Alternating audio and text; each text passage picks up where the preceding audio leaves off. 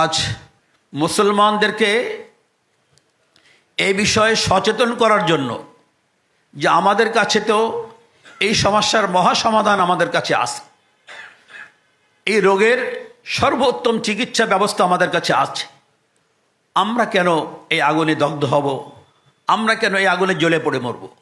যারা ইসলাম মানে না, কোরআন মানে না, রাসূল সাল্লাল্লাহু আলাইহি ওয়াসাল্লামকে মানে না, তারা হয়তো বিপদে পড়তে পারে। আমরা কেন বিপদে পড়ব? আমাদের সামনে এত সুন্দর সমাধান, আমাদের সামনে এত সুন্দর ব্যবস্থা, যে রাসূল সাল্লাল্লাহু আলাইহি ওয়াসাল্লামের জীবন, সাহাবায়ে কেরামের জীবন, ওই সময়কার নারী এবং পুরুষের সম্পর্ক, স্বামী স্ত্রীর সম্পর্ক, যে মধুর সম্পর্ক আমাদের সামনে যে দৃষ্টান্ত রেখে গেছেন, এগুলো দেখলেই তো আমরা আমাদেরকে সহজ পথে, সঠিক পথে, সুন্দর পথে পরিচালিত করতে পারি। কিন্তু অতীব দুঃখের বিষয়, আমরা আজ এই পশ্চিমা সভ্যতাকেই মনে করি আদর্শ, এটাকেই মনে করে আমাদের মুক্তি এবং কল্যাণের পথ। ফলে আমরা তাদের পিছনে ছুটতে গিয়ে আমরা দুটোকেই হারাচ্ছি। রাসূল সাল্লাল্লাহু আলাইহি ওয়াসাল্লাম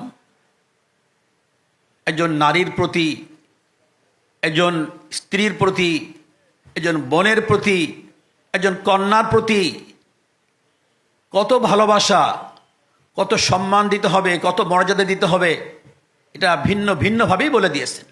আর আল্লাহ তাআলা কালামে পাকের মধ্যেও নারীদের অধিকার সম্পর্কে, নারীদের প্রতি পুরুষের দায়িত্ব কর্তব্য সম্পর্কে সচেতন করেছেন বারবার। আমরা মুসলমান জাতিকে সজাগ করতে চাই, সচেতন করতে চাই। এক হাদিসের মধ্যে আসছে, একজন সাহাবী রাসূল সাল্লাল্লাহু আলাইহি ওয়াসাল্লামকে এসে বললেন, ইয়া রাসূলুল্লাহ, আমি আপনার সাথে জিহাদে যেতে চাই। রাসূল সাল্লাল্লাহু আলাইহি ওয়াসাল্লাম বললেন, তোমার মা বেঁচে আছেন? বলেন, জি আছে। বলে, ইলজামহা ফাইনাল জান্নাত ইনদা রিজলিহা, তোমার মায়ের কাছে তুমি থাকো, তোমার মায়ের পায়ের কাছেই তোমার জান্নাত। রাসূলের সঙ্গে জিহাদে যাবেন ওই ব্যক্তিকে তার মায়ের প্রয়োজন বুঝে তিনি বললেন যে তুমি তোমার মায়ের কাছে থাকো, ফাইনাল জান্নাত ইনদা রিজলিহা, জান্নাত তোমার মায়ের পায়ের কাছে। তো মায়ের মর্যাদা এখানে রাসূল সাল্লাল্লাহু আলাইহি ওয়াসাল্লাম আমাদেরকে জানিয়ে দিলেন যে একজন সন্তানের জান্নাত তার মায়ের পায়ের কাছে। তাহলে মায়ের মর্যাদা কত বেশি।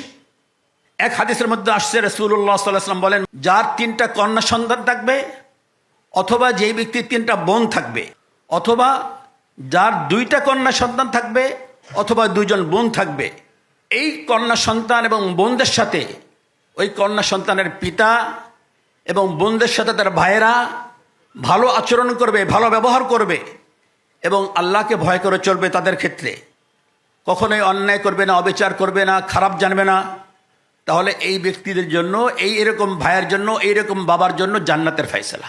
এক হাদিসের মধ্যে আসছে, যদি কোনো ব্যক্তির একটি কন্যা সন্তান জন্ম নেয় এবং আরবদের ওই সময়ের যে কুপ্রথা ছিল জীবন্ত কবরস্থ করা, দাফন করা, তাকে জীবন্ত কবরস্থ করে না, তাকে অবজ্ঞাও করে না, এবং ওই কন্যা সন্তানের উপরে পুত্র সন্তানকে প্রাধান্যও দেয় না। অনেক সময় কন্যা সন্তান হলে মনটা খারাপ লাগে, পুত্র সন্তান হলে মনটা ভালো লাগে কোনো কোনো মা বাবার।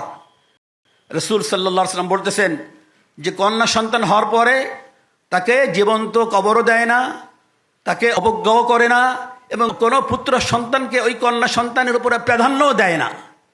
এইরকম যেই মা বাবা করবে, আদখালাহুল্লাহু বিহাল জান্নাহ, ওই কন্যা সন্তানের ওসিলায় আল্লাহ তাকে জান্নাত দান করবেন।